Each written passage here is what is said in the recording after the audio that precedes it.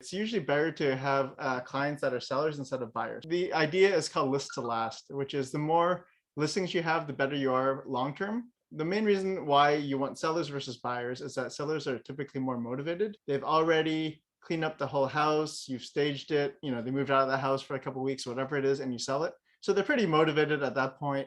When they do get an offer, they'll probably take it, or they'll start working with a particular buyer so that they can accept the offer. As opposed to working with a buyer, the problem with buyers I find is that a lot of them are not motivated, or a lot of circumstances happen where they might change their mind. So maybe they're out looking for investment property and you're in Hamilton, and then 3 months later they're like, yeah, this isn't going to work for us, let's go to London, let's go to like some other city. And then that happens a lot in terms of motivation. Other times when people are trying to buy a first time home, maybe they're just looking, or maybe things aren't really in the price range, they're not really sure. It's hard for you to tell. And so that's the main problem with working with the buyers. You're just running around town all day trying to help them, especially when they're not motivated. It really sucks.